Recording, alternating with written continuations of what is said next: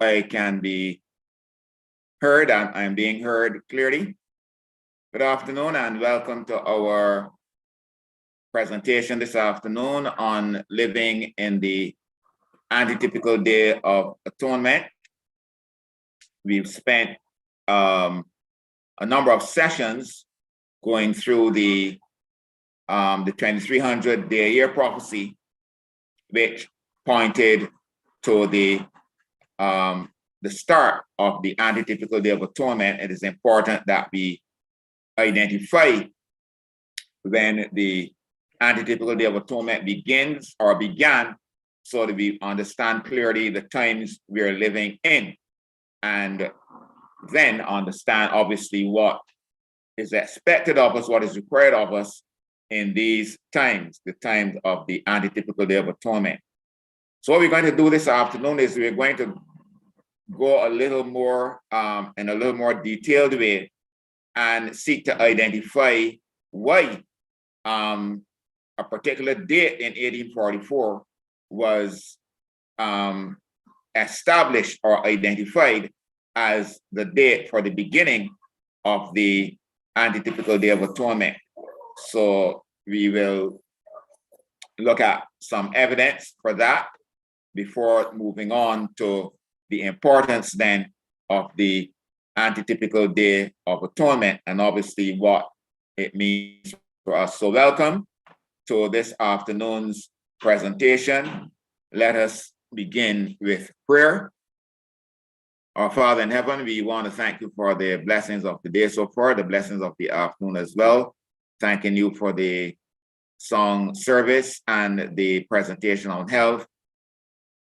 And now as we come to this study of the antitypical day of atonement, we ask your blessing, your guidance, teach, instruct, and guide your people in Jesus' name. Amen. All right, so we are going to share the screen and begin to look at the antitypical day of atonement. Okay, so let's just find the start and we shall proceed. Okay, we're getting there. Right, so living in the antitypical day of atonement, this is part 15. And we are establishing the start date of the antitypical day of atonement. Previously, we arrived at 1844, but we want to see, we want to look a little further and identify a specific date, which was the date identified by the Advent believers in 1844. Essentially, what we want to do is to understand why they arrived at that date, October 22nd, 1844. I think it's important for our studies and our understanding that we get these particular aspects of information sorted out and understand why we arrive at certain points, to identify the reasons for certain conclusions, so to speak. So we want to see some evidence then for that date, which is a special, a well-known date in Adventist history and Adventist circles. And we want to find out why the believers back then arrived at that particular date, October 22nd, 1844. So we begin. Anciently in Israel, there was a typical day of atonement. And when we began the series, we looked distinctly at the difference between typical and antitypical. And therefore, the presence of a typical day of atonement pointed forward to the antitypical day of atonement in the end time. The antitypical day of atonement belongs to the end time. And it is longer than a day, it is a period of time. The typical Day of Atonement was the annual day for the cleansing of the earthly sanctuary. It also involved a type of judgment. And therefore, the antitypical Day of Atonement must be the day or the time period for the cleansing of the heavenly sanctuary and must also involve a judgment. We call that judgment the investigative judgment, a distinctly Adventist doctrine which has come under attack from both outside and inside of Adventism. The question, of course, is, can we justify such a doctrine, such a teaching? Is there biblical evidence for it? That we are not going to deal with this afternoon. While the Bible does not specifically provide a date for the start of the antitypical Day of Atonement, in other words, there is no passage of scripture saying unto such and such a time, then we will start the antitypical Day of Atonement. Although that does not happen, the Bible does provide a date for the cleansing of the heavenly sanctuary. And since the cleansing of the sanctuary occurs on the Day of Atonement, we can find the start of the Day of Atonement by finding the date for the cleansing of the sanctuary. So once we find the date, the two are so closely intertwined. Remember that it was on the Day of Atonement that the sanctuary was cleansed in ancient Israel. The Day of Atonement was essentially the day for the cleansing of the sanctuary. There was no difference in the meaning. There was no difference in the events that occurred. And therefore, the Day of Atonement could be said to be synonymous with the day of the cleansing of the sanctuary. And so that tells us that in the antitypical now, if we want to find the Day of Atonement, the antitypical Day of Atonement, all we have to do is to find the antitypical cleansing of the sanctuary. And that is pointed out in the Bible. The date given in the Bible is the conclusion of the 2300 day year prophecy of Daniel 8:14. I want someone to read that for me, Daniel chapter 8, verse 14. Before reading it, it would be good if someone could actually tell me what Daniel 8:14 says. One of our listeners on Zoom, what does Daniel 8:14 say? Someone.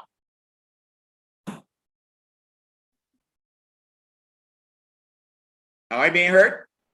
On to 2,300 days, then shall the sanctuary be cleansed.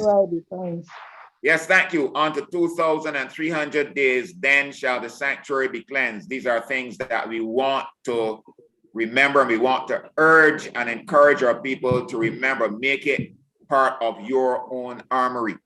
And he said unto me, unto 2,300 days, then shall the sanctuary be cleansed. Now we went through the meaning and the significance and the permutations and so on to arrive at the fact that that is in fact 2,300 years. And just a quick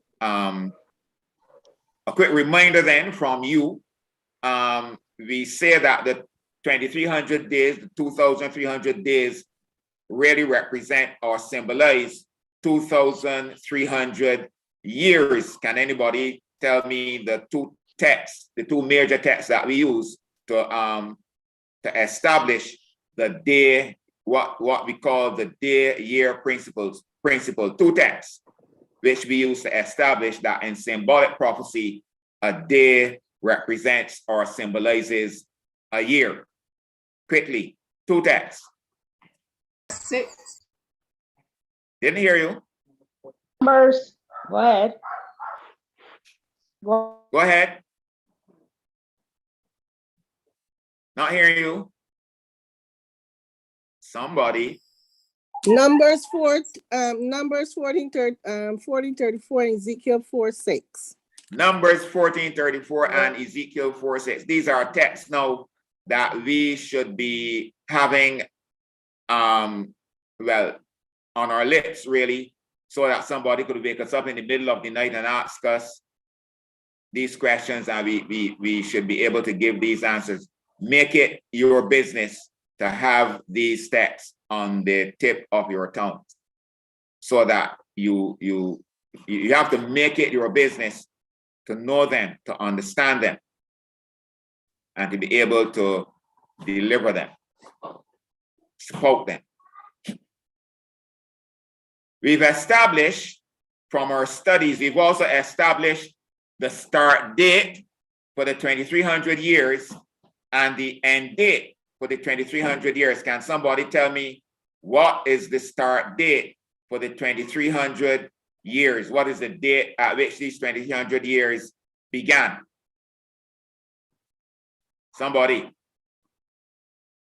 That would be 457 BC. That was the start or the end? For the 2300 days? BC, yeah. What, the start or the end? The start. The start, yes. Start date, yes. The start date, 457 BC. And what was the end date? 44. Pardon? 44. That'd be 1844. 1844 BC or AD? We don't know about BC for 1844. Was there one? Yes, there was a BC 1844. Of It course, doesn't ring a bell. It doesn't ring a bell. Of course there was it doesn't ring a bell to me either, but I know that there was one. That's AD. AD. Yeah, AD, yes. 1844 AD. What does BC stand for, by the way? What does BC represent? Before Christ. Before Christ, yes. And AD represents what? That's Latin. That's In the year of Latin, our but it means after Christ. It's Latin, two Latin words. What are two Latin words? I'm a Domini or something like that. Anno Domini. Anno Domini in the year of our Lord. Thank you very much. So the 2300 years began in 457 BC and ended in 1844 AD. Thus, the cleansing of the heavenly sanctuary, the investigative judgment, and the antitypical Day of Atonement all began in 1844. But we want to get a little more detailed now, more specific.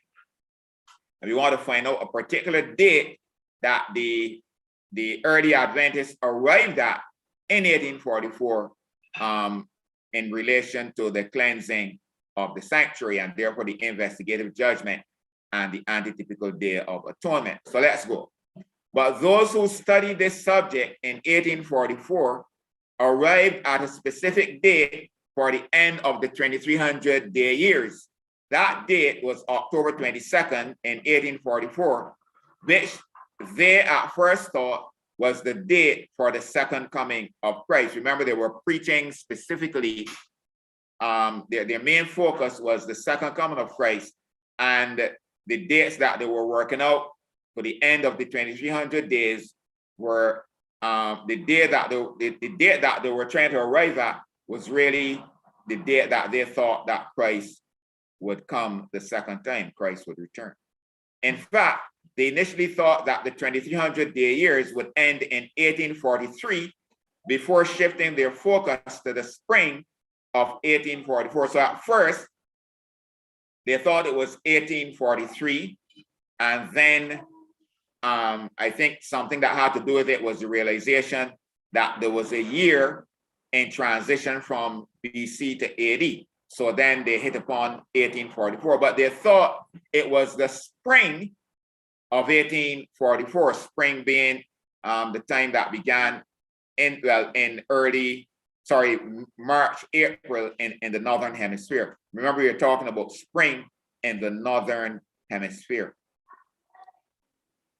So having at first thought that it was the 2300 day years would end in 1843, they then hit upon the spring of 1844.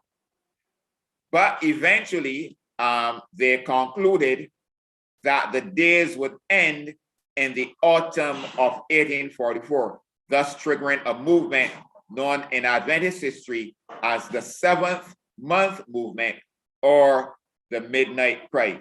We want to find out now what led them to that eventual conclusion that the 2300 days or the 2300 years would end in the autumn of 1844 rather than the spring. What led to this outcome, which triggered a movement known in Adventist history as the 7th month movement or the midnight cry. We're going to read now from the Great Controversy, pages 398 to 400. That which led to this movement, the 7th month movement, the midnight cry movement in the summer and autumn of 1844, was the discovery, so watch now for these details, the discovery that the decree of Artaxerxes for the restoration of Jerusalem, which formed the starting point for the period of the 2300 days, went into effect in the autumn of 457 BC and not at the beginning of the year as had been formerly believed. No. The decree itself was written and handed to Ezra earlier in the year. That is true. But what is considered to be the going forth of the decree, which is really when the decree went into effect, was the autumn of 457 BC. Remember that Ezra received the decree from Artaxerxes. He put his plans together. He assembled the entourage,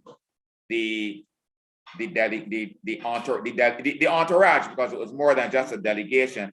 And as Sister Flo so ably has been presenting in the devotion, he got the Levites and so on together. And then he traveled, and by the time he arrived in Jerusalem, then a number of months had passed, so that what we consider from the prophecy to be the going forth of the commandment is really the going into effect of the commandment in the autumn of 457 BC, when Ezra arrived in Jerusalem. Any comments or questions there? Are we clear on that? That the prophecy says from the going forth of the commandment, and the working out of that is not actually when the decree was written by Artaxerxes, but in fact, when it went into effect in the autumn of 457 BC, when Ezra arrived in Jerusalem.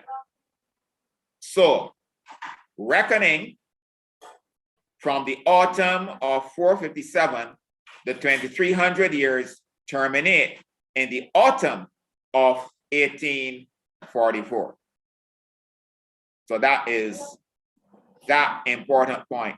Based then on their studies after the early 1843 disappointment, they went back, they studied, and they looked at the evidence and concluded that the ending time for the decree for the years, the 2300 years, would be the autumn of 1844.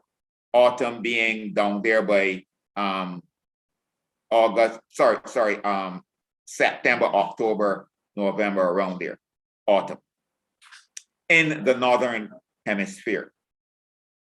All right. More evidence for the autumn as the ending time, ending period for the 2300 years. Arguments drawn from the Old Testament types also pointed to the autumn as the time when the event represented by the cleansing of the sanctuary must take place. Can we show, and it says this was made very clear as attention was given to the manner in which the types relating to the first advent of Christ had been fulfilled. So we have, in the beginning of this series, we went through some evidence relating to the types, the spring types and the autumn types, the spring festivals and the autumn festivals. Can we show that the festival, the Day of Atonement, relating to the cleansing of the sanctuary occurred, well, either in the autumn or in the spring? Can we give that, can we provide the evidence to show whether the festival relating to the Day of Atonement and the cleansing of the sanctuary occurred either in the spring or in the autumn of the Jewish, well, in the Northern Hemisphere, sorry, and according to the Jewish calendar? Anybody? We looked at it in the early days of these presentations. Can anyone now tell us, give reasons to show then whether the cleansing of the sanctuary, which occurred on the Day of Atonement, took place in the spring or in the autumn? Give us the reasons, give us the evidence, show us the occurrence of these festivals, and then the festival of the Day of Atonement and the cleansing of the sanctuary occurred. Anyone? You've been doing well so far with the ADBC issues and the day for year principle and so on. Let's see what you can tell me now about the festivals, the annual festivals. So for instance, how many annual festivals, major festivals were there in ancient Israel? How many? 4. 4? Were there 4 or were there more or less? 4? Looking at my notes, I see 7. 7. In Deuteronomy 23, we went through them. How many? 4 or 7? 7. My sister says 7. Okay, 7. Yes, 7. And what were these 7? And place them in spring and in autumn. What were the 7? How many were there in the spring and how many were there in the autumn? First of all, how many festivals in the spring? 4. 4. And how many in the autumn? 3. 3. What were the 4 in the spring? Passover, unleavened Passover. bread, Go ahead, sorry, go ahead. first fruits, and Pentecost. All right, name those 4 for me again, the 4 spring festivals. Passover, unleavened bread, the first fruits, and Pentecost. Good. Thank you very much. And what were the 3 in the autumn? Somebody else. The 3 autumn feasts or festivals. So first of all, then, was the Day of Atonement or the cleansing of the sanctuary in the spring? Based on what we just heard, can we say that the Day of Atonement / cleansing of the sanctuary was one of the spring festivals? No, it was not. No, it was not, because those 4 were the Passover, unleavened bread, first fruit or wave sheaf, and Pentecost or Feast of Weeks. No mention there of the Day of Atonement. What were somebody else know, what were the 3 autumn festivals? I Feast of have trumpet, Feast of Day of Trumpet. Atonement, and tabernacles. Right. That was Trudy. Let me Yes, hear those 3 again. Trumpets, Yes. the Day of Atonement and Tabernacles.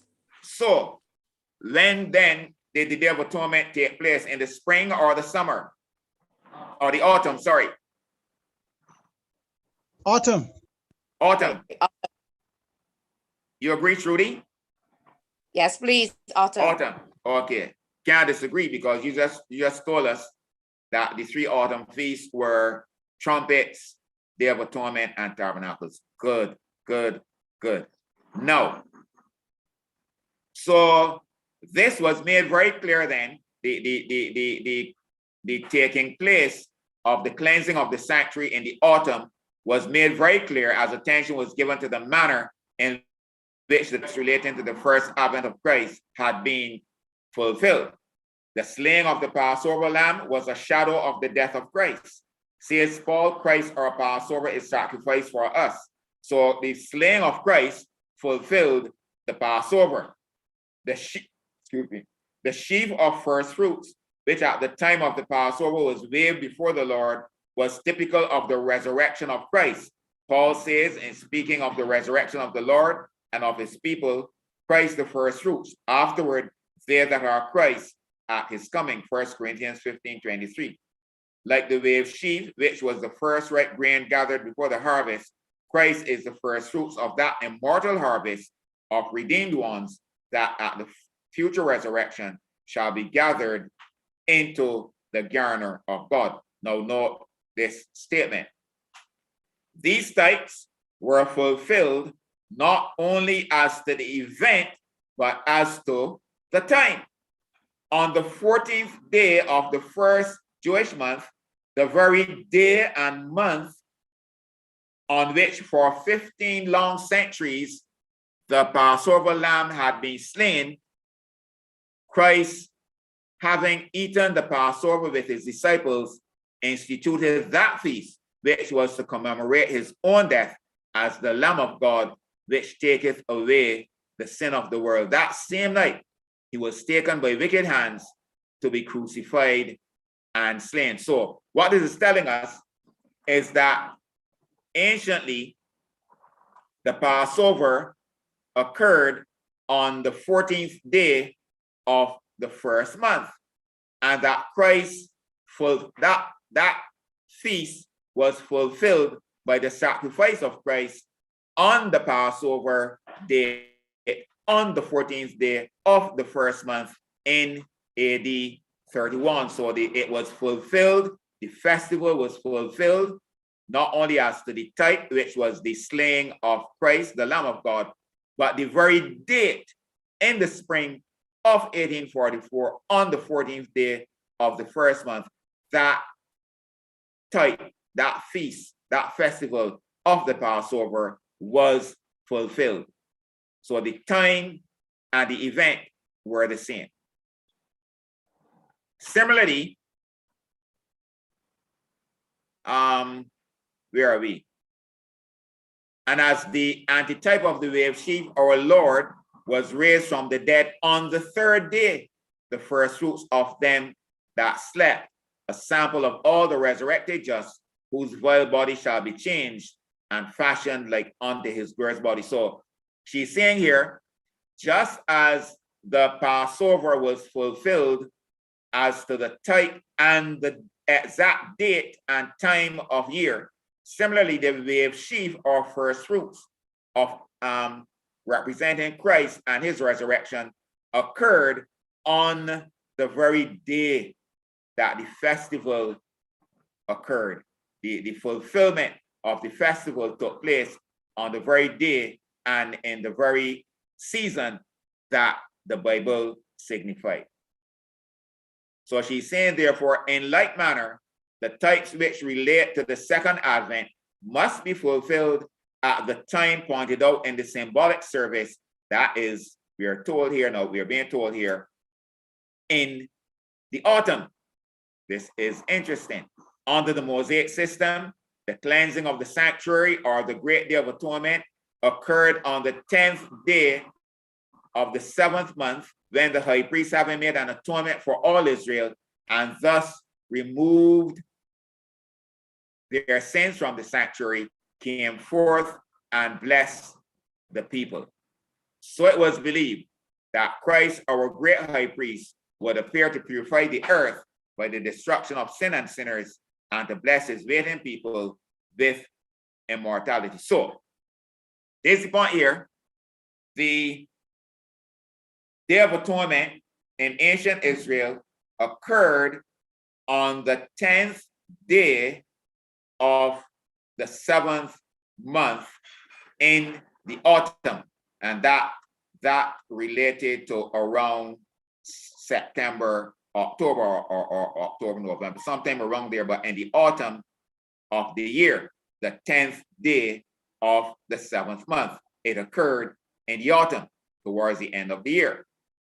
And the brethren then, in 1844, concluded that similarly, the antitypical Day of Atonement would occur or begin. We say it begin, but they felt that it would occur on the 10th day of the 7th month of that year, noting that the 7th month will be the 7th Jewish month, and the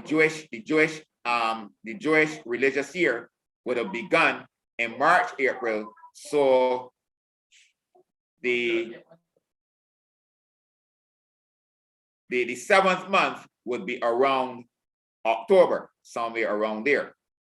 So they worked it out then that since the spring types were fulfilled in the time period, in the season that they were usually occurred, then the autumn types would occur in or begin also in the same season that they would normally have occurred under the Jewish dispensation.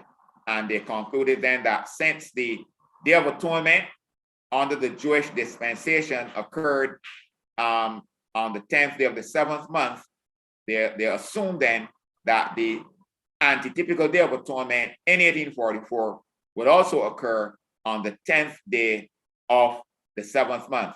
And not only that, the beginning of the month now had to be worked out and calculated according to the new moon and so on and so forth. So in that year, they use a particular calendar, a particular Jewish calendar. They studied very carefully. They studied in detail, meticulously, and they came to the conclusion, which was supported by that particular Jewish calendar that they studied. I can't remember the name of it right now. They came to the conclusion that the 10th day of the 7th month in 1844 would occur on the 22nd of October. And that is how they came to the conclusion that the antitypical Day of Atonement in 1844 would occur on October 22nd. And since they were looking for Christ to come on that day, then they came to the conclusion, that led them to the conclusion that Christ would return on October 22nd, 1844. What they missed was what was really happening in heaven. Not that Christ was coming to the earth, but that he was moving in heaven from the holy place of the heavenly sanctuary to the most holy place of that sanctuary. They missed that.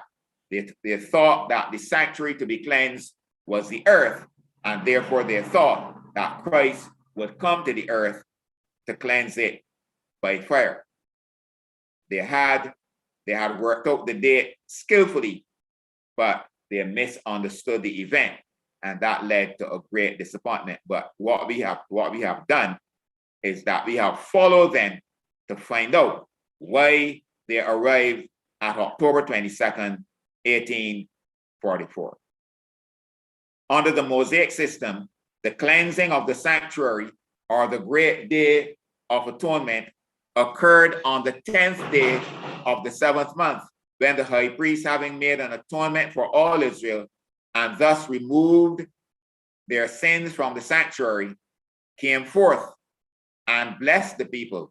So it was believed that Christ, our great high priest, would appear to purify the earth by the destruction of sin and sinners, and to bless his waiting people with immortality. The 10th day of the 7th month, the great day of atonement, the time of the cleansing of the sanctuary, which in the year 1844 fell upon the 22nd of October, was regarded as the time of the Lord's coming. This was in harmony with the proofs already presented that the 2300 days would terminate in the autumn, and the conclusion seemed irresistible.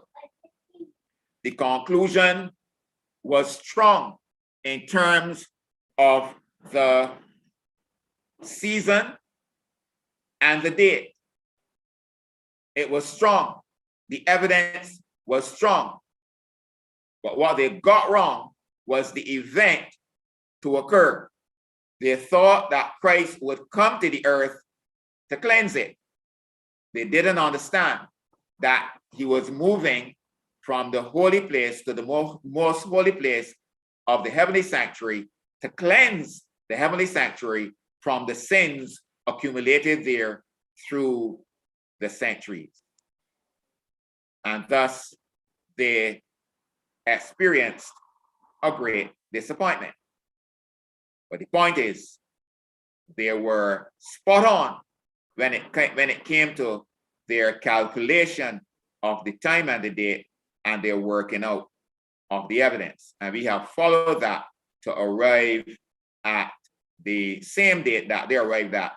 We've looked therefore at the reasons why October 22nd is held with such importance in Adventist circles.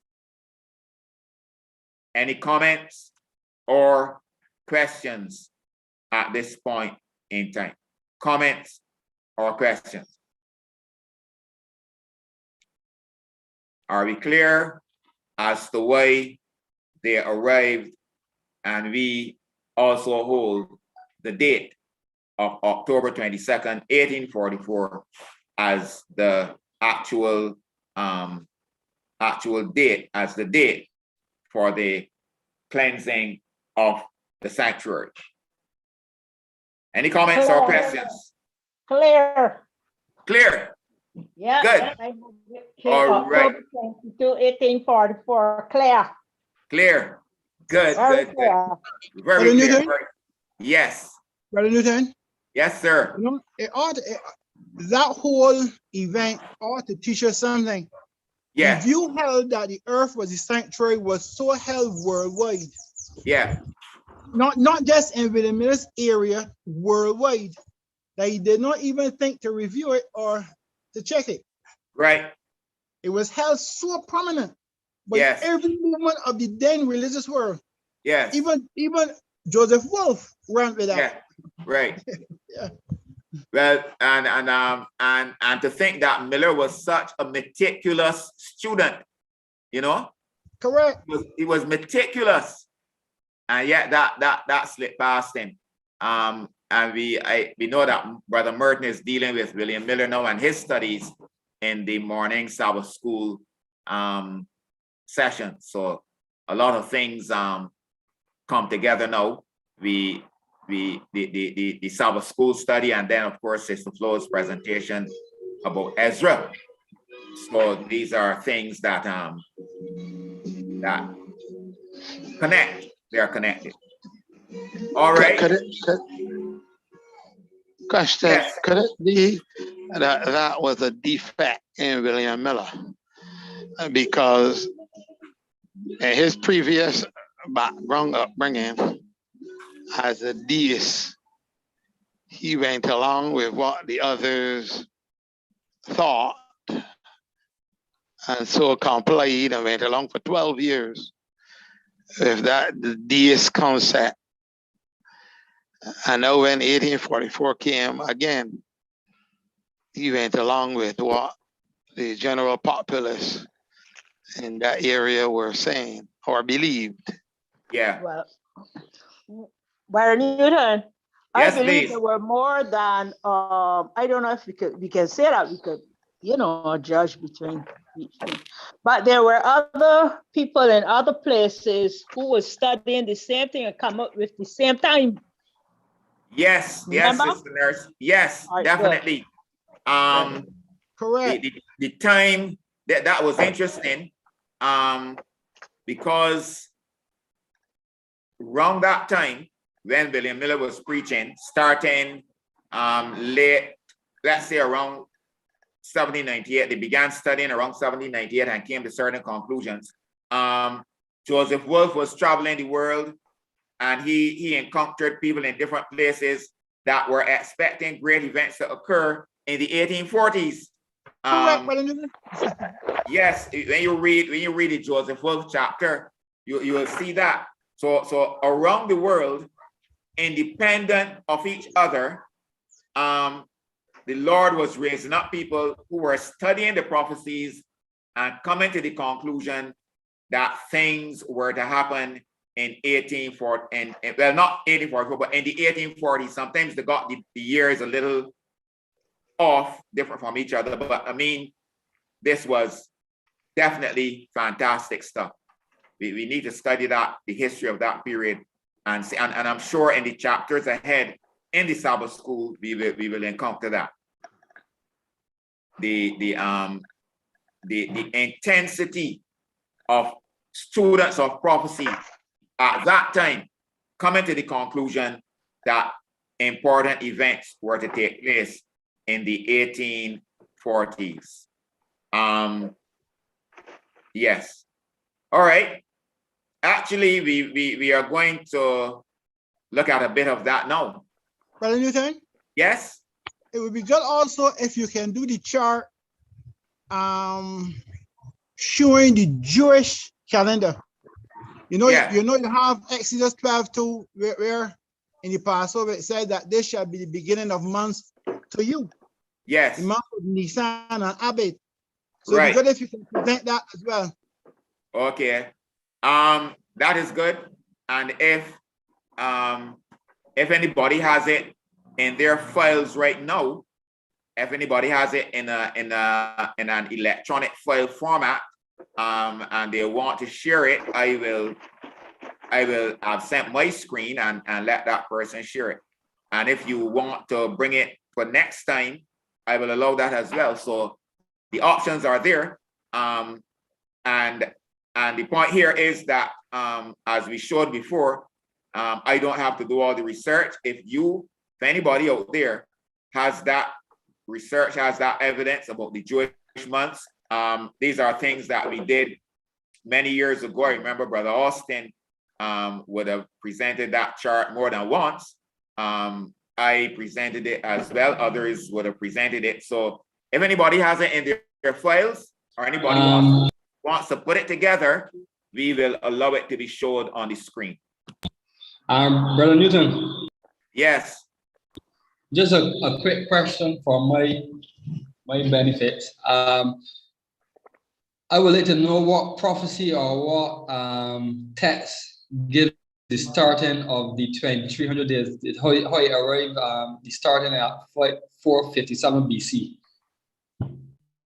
Okay, so a brother here is asking for the evidence for the starting of the 2300 days at 457 BC. Can anybody help us there with that, starting from the,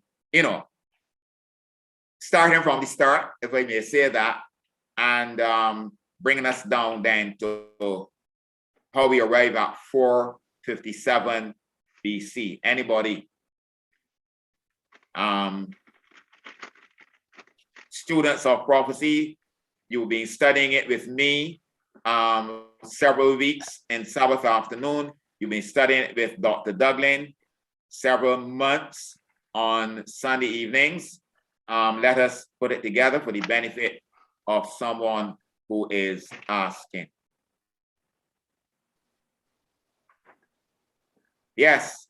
How do we arrive at 457 BC? Where do we start? Brother Newton, Yes, that'd be please. something now you will have to go back now and come through with all of those other things to write at that. That is not so easy. No, it's not so easy. Well, all I want is a start. All I want is a start. How do we arrive at? I'm not saying right. How do we arrive at 457 BC? What's the biblical evidence and the other evidence? Start. If you look at Daniel 9:25 says, "From the going forth of the commandment to restore and rebuild Jerusalem." So when you go back to Ezra and you see what took place there, you see that the going forth of the commandment to restore and rebuild Jerusalem started in 457. Okay.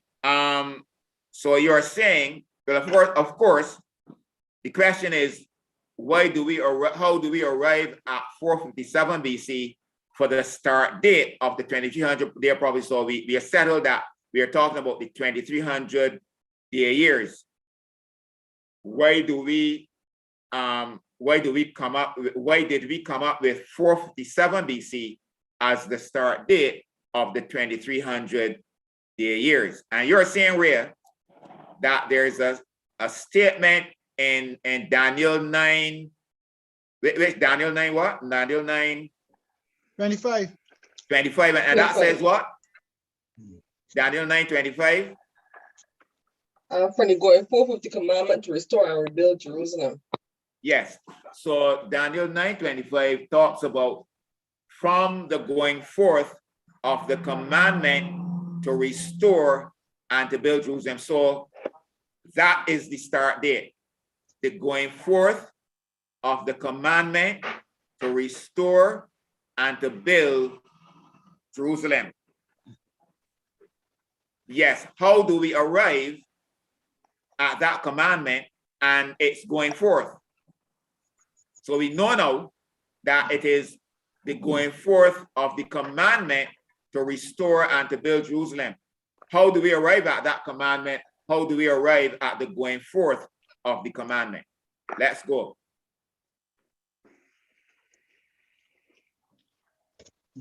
Anybody? The commandment was given by Artaxerxes in Ezra 7. We say that it's the most complete decree that was given. So that is the start. Okay, so you're saying that the decree of Artaxerxes was not the only one. Yes. So let us go back and let us look for a text that combines 3 decrees in one. What is that text? Ezra 12:26. What that's there? Ezra No, 6:14. Ezra 6:14. Ezra 6:14. I'm asking for a text that combines 3 decrees in one. Ezra 6:14. Ezra 6:14. So make a note of that. Ezra 6:14 says, in the important part of Ezra 6:14, it says they builded according to the commandment of Cyrus, Darius, and Artaxerxes, king of Persia. So there were 3 decrees. Before you go on. Yes. You make me lose it now. Ezra 12:26. What is that saying? Ezra 12:26. Ezra 12:26. Let's see what I'm saying. If you have it, you will have to read it for us. I don't have it, but right now I don't have it either. Ezra 12 don't have a 26. Right now I'm handing out the research. I'm not being told to research. Brother Newton, Ezra does not have he said, brother, Ezra does not have no chapter 12, so I don't know where Sister Nurse. Oh, okay, Sister Nurse. But maybe that's not Ezra.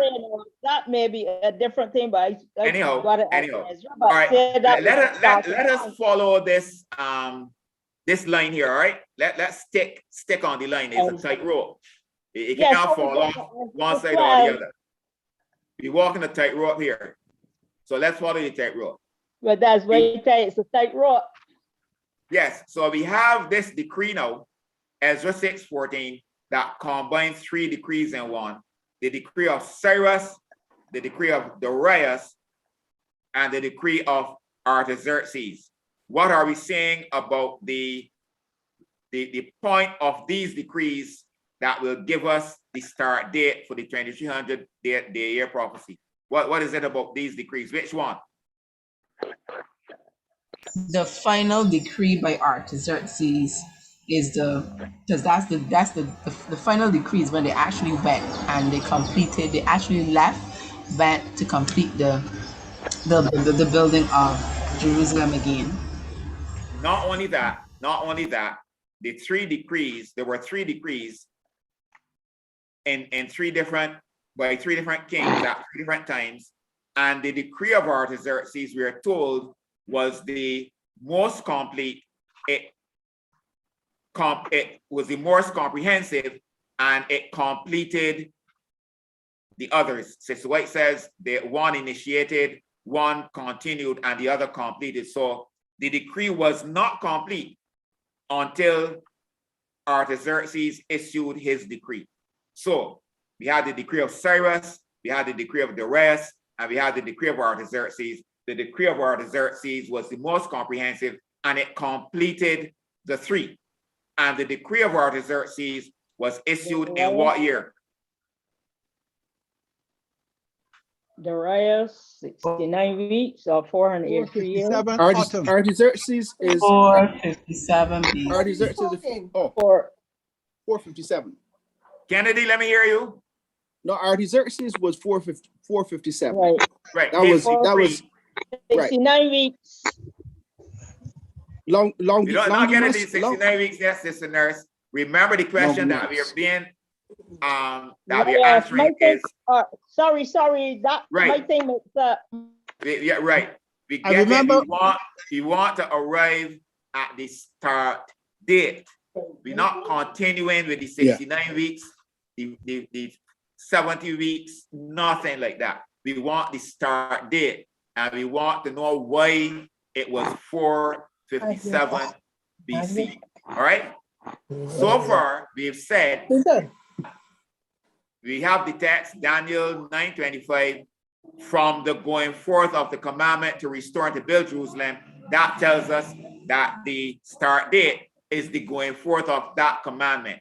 And then we said that that commandment was issued in three stages: Cyrus, Darius, and Artaxerxes, and that the completion of it was by Artaxerxes in 457 BC.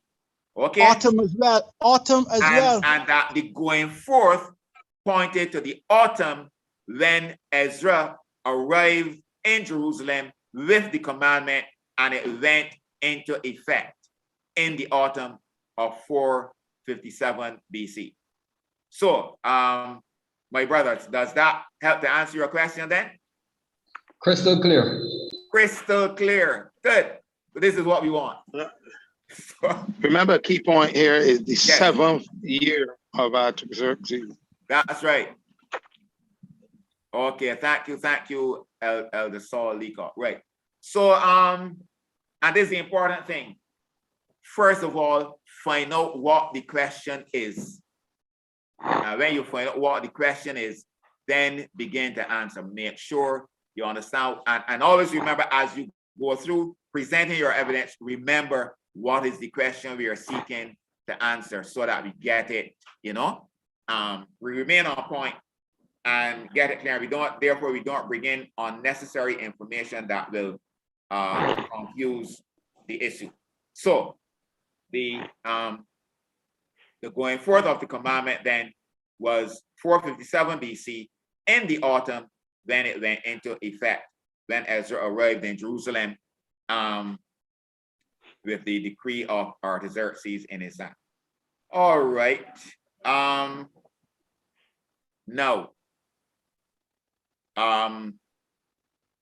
well, so we've come to the conclusion then that the antitypical Day of Atonement, we worked out then why the early Adventists came to the conclusion that the date for the end of the 2300 days and more importantly, the date for the cleansing of the sanctuary was, and the date of the Day of Atonement was October 22nd, 1844. We went through that and worked it out. Now, so we want now to begin looking at the importance of the antitypical Day of Atonement. Now, something tells me that we don't want to go through too much information.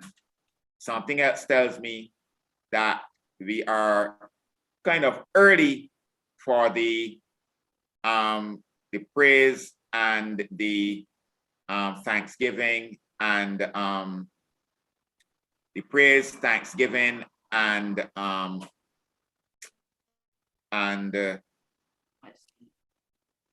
exhortation session. But something tells me that if I start the importance of the